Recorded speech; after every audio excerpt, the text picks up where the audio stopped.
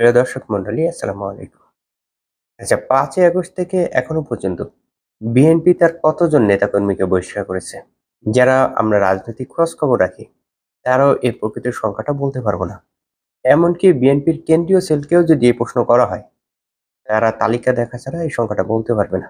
প্রতিনিয়ত বহিষ্কার করতেছে, কেন্দ্রীয় নেতা থেকে শুরু করে একবারে তৃণমূলের কর্মী পর্যন্ত। সংখ্যাটি সম্ভবত হাজার ছাড়িয়ে গেছে। অনেকগুলো কমিটিকে বিলুপ্ত করে দেওয়া হয়েছে, পদ স্থগিত করা হয়েছে, স্থায়ী বহিষ্কার করা হয়েছে, অস্থায়ী বহিষ্কার করা হয়েছে, শোকজ করা হয়েছে। কিন্তু তারপরেও তৃণমূল নেতা কর্মীদেরকে বিএনপি নিয়ন্ত্রণ করতে পারতেছে না। এর কারণ কি? এই বিষয়টি নিয়ে অন্য এক সময় কথা বলা যাবে।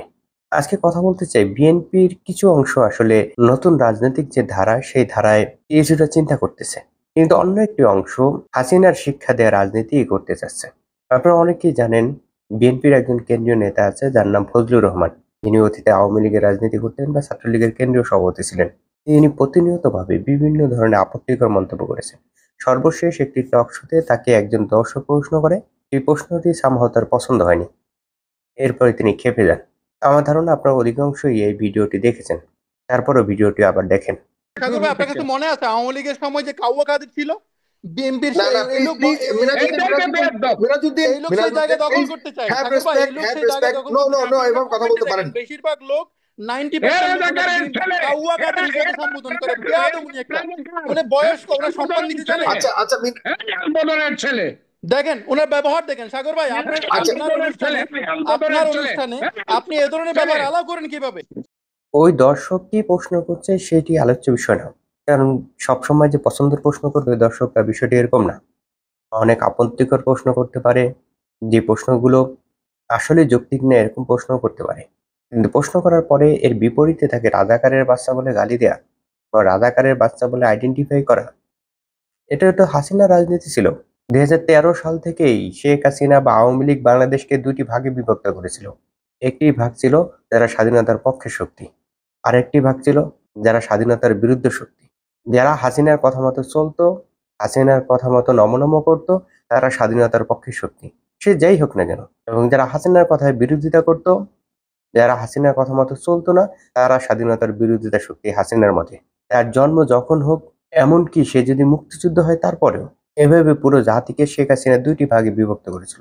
এবং সর্বশেষ হাসিনার যে পতন হয়েছে, সেই পতনের অন্যতম কারণ ছিল, সে আন্দোলনকে ফুয়েলিং করার অন্যতম একটা কারণ ছিল হাসিনা এই আন্দোলনকারীদের রাজাকার বা রাজাকারের বাচ্চা বলে গালি দিয়েছিল। আওয়ামী লীগের অসংখ্য নেতা এই কাজ করেছিল। আওয়ামী লীগের নেতারা এগুলো শিখেছিল শেখ হাসিনার কাছ থেকে।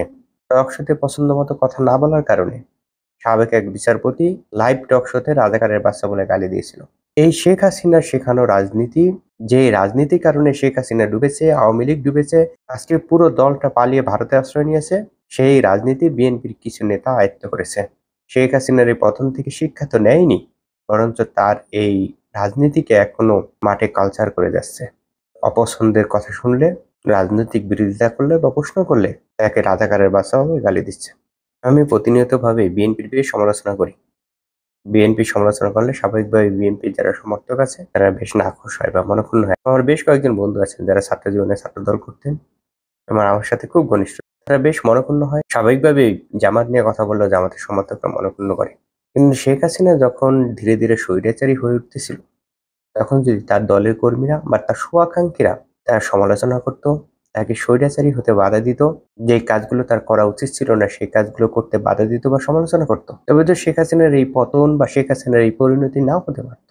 আপনি যদি আপনার দলকে ভালোবাসেন, পছন্দ করেন, আমার মতে আপনার দলের ভুল ত্রুটি নিয়ে কথা বলেন, দলের নেতাদের সমালোচনা করেন, তাদের ভুল ত্রুটিগুলো ধরিয়ে দেন। তাৎক্ষণিকভাবে এটি আপনার দলের জন্য খারাপ মনে হলেও, ওই নেতার জন্য খারাপ মনে হলেও, দীর্ঘমেয়াদে আপনার দলের জন্য এটি খুবই ভালো একটা লক্ষণ। বিএনপির কিছু অংশ বা বিএনপির বিশাল একটা অংশ, বিশেষ করে কেন্দ্রীয় নেতৃত্বের বড় একটি অংশ, এই সময় তরুণদের মধ্যে বা এই সময় জনগণের মধ্যে যে রাজনৈতিক চিন্তার পরিবর্তন আসে, সেগুলো উপলব্ধি করতে পেরেছে বলে আমার মনে হয়। তাদের কথাবার্তায় বিভিন্ন সময় মনে হয় যে তারা ক্ষমতার রাজনীতি, দখলদারিত্বের রাজনীতি থেকে বেরিয়ে আসতে চাচ্ছে। যদিও এই থেকে বেরিয়ে আসা বেশ কঠিন, কিন্তু তারা চেষ্টা করছে, অন্তত তাদের কথাবার্তায় মাঝে মাঝে মনে হয়। আমি কয়েকদিন পূর্বে জনাব তারেক রহমানের একটি অনুষ্ঠান দেখছিলাম। তিনি কোনো একটা জেলা বা উপজেলার কৃষিবিদ যারা আছেন তাদেরকে নিয়ে একটি অনুষ্ঠান করতেছিলেন। এখানে তিনি বিভিন্ন প্রশ্নের উত্তর দিচ্ছিলেন এবং তিনি বলতেছেন আমাদের কৃষি জমি কি কি আছে, সেগুলোর মধ্যে কি কি ঘাটতি আছে এবং কি ফসল কি পরিমাণ উৎপাদন হয়, কোথায় কি পরিমাণ মাছ চাষ হয়, কি পরিমাণ পুকুর আছে বিভিন্ন জায়গায়, সেগুলো নিয়ে তালিকা প্রণয়ন করছেন এবং সেগুলো নিয়ে প্ল্যান পরিকল্পনা করতেছেন। অত্যন্ত চমৎকার গঠনমূলক চিন্তা। প্রত্যেকটি রাজনৈতিক দলের চিন্তা হওয়া উচিত এরকমই। আমি আরো একটা ভিডিও দেখলাম বিএনপির কেন্দ্রীয় নেতা জনাব সালাউদ্দিন আহমেদের। এই ভিডিওটি সম্ভবত বেশ কিছুদিন আগের, জানুয়ারি মাঝামাঝি সময় হতে পারে। তিনি একটি অনুষ্ঠানে কথা বলছেন। চলেন তার কথার কিছু অংশ দেখে আসি। এইটা আমি একটা দলের নাম বলবো না, তারা কিন্তু ওই চাঁদা সংগ্রহ করে দাওয়াত দিতে যেয়ে তাতে করে তো দুইটা কাজ হয়। একটা হলে যে সে দলের কথা বলে আসলো, দ্বিতীয় হলে যে দলের পক্ষে 2 আনা 4 আনা হলেও তারা কন্ট্রিবিউশন নিয়ে আসলো। তা আমরা যখন সদস্য নবায়ন করতে যাব তৃণমূল পর্যায়ে, তখন সে উৎসাহে ফর্মটা পূরণ করবে এবং দলের জন্য কিছু অবদানও রাখবে। সেটা দুইটা কাজের মধ্য দিয়ে আগামী নির্বাচনের 2-1টা কথাও তাকে বলা যাবে। সেই শ্বেতপত্রটা আপনারা একটু মনোযোগ দিয়ে পড়বেন। 31 দফার কর্মসূচিটা অবশ্যই আপনারা ছড়িয়ে দিবেন এবং মানুষের মধ্যে সেটা রীতিমতো আলাপ আলোচনা হইতে থাকতে হবে। একটা হচ্ছে আমাদের উদ্দেশ্য পজিটিভ ভাবে আমরা কিভাবে জাতিকে এগিয়ে নিয়ে যাব সেটা, এবং দ্বিতীয় হচ্ছে আওয়ামী লীগ কিভাবে নেগেটিভলি রাষ্ট্রকে পিছনে সরিয়ে নিয়ে গিয়েছিল সেটা।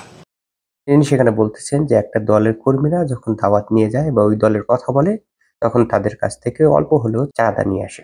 সম্ভবত তিনি এটি জামাতের কথা বলছেন। তিনিও তার কর্মীদেরকে এভাবে দাওয়াত দিয়ে তাদের কাছ থেকে চাঁদা তোলার, অথবা যারা বিএনপি সদস্য ফর্ম পূরণ করবে বা কর্মী তালিকায় অন্তর্ভুক্ত হবে, তাদের কাছ থেকে চাঁদা তোলার পরামর্শ দিচ্ছেন। এবং তিনি বলছেন এতে দুটি কাজ হয়। একটি হচ্ছে দলের জন্য ফান্ড কালেক্ট হয়, অপরটি হচ্ছে দলের যে কথা আছে, দলের যে মনোভাব আছে, সেগুলো ওই ব্যক্তির কাছে পৌঁছানো যায়।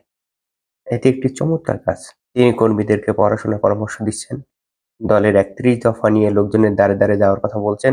সরকার যে শ্বেতপত্র প্রকাশ করেছে, সেই শ্বেতপত্র সবাইকে অধ্যয়ন করার কথা বলছেন এবং সেগুলো সবার মাঝে বিলি করার জন্য বা সবার মাঝে এগুলো নিয়ে আলোচনা করার জন্য কথা বলতেছেন। সাথে পরবর্তী নির্বাচন নিয়ে 2-1টি কথা বলার জন্য পরামর্শ দিচ্ছেন। প্রত্যেকটা দলের রাজনীতি হওয়া উচিত এরকম গঠনমূলক এবং জনকল্যাণমূলক। তারা তার দলের আদর্শ প্রচার করবে এবং দলের জন্য ফান্ড কালেক্ট করবে তাদের কর্মী থেকে। কিন্তু অধিকাংশ ক্ষেত্রে এই ঘটনা অন্যরকম। বিগত সরকার যখন ছিল, তখন বাংলাদেশে অধিকাংশ জায়গায় সিন্ডিকেট ছিল, চাঁদাবাজি ছিল, দখলদারিত্ব ছিল। 5ই আগস্টের পরে আওয়ামী লীগের কেউ, ছাত্রলীগ, যুবলীগের কেউ আর মাঠে নেই। সেই জায়গাটি পুরোপুরিভাবে খালি হয়ে গেছিল। কিন্তু আজকে যদি যান, সেই সব জায়গায় আবার পূর্ণ আছে। এই পূর্ণতা, এই পরিপূরকটা কারা করছে? বিএনপি যে কেন্দ্রীয় নেতৃত্ব চিন্তা করতেছে বা প্রত্যাশা করতেছে বা চেষ্টা করতেছে বিএনপিকে একটি জনকল্যাণমূলক দলে পরিণত করবে। আমার মতে তাদের উচিত তাদের এই বার্তাগুলো, তাদের এই কথাগুলো কর্মীদের মাঝে ব্যাপক হারে প্রচার করা।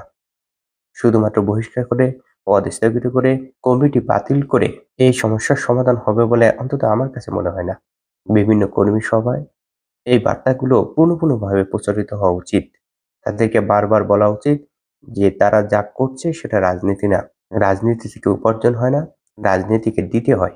বিএনপি যদি কোনোভাবে আওয়ামী লীগের রাজনীতিকে অনুসরণ করে, বিএনপির নেতারা যদি হাসিনার শিক্ষায় শিক্ষিত হয়ে রাজনীতি করার চেষ্টা করে, তবে আমার একটি কথাই মনে পড়ে, একই যাত্রায় 2 ফল হয় কি করে?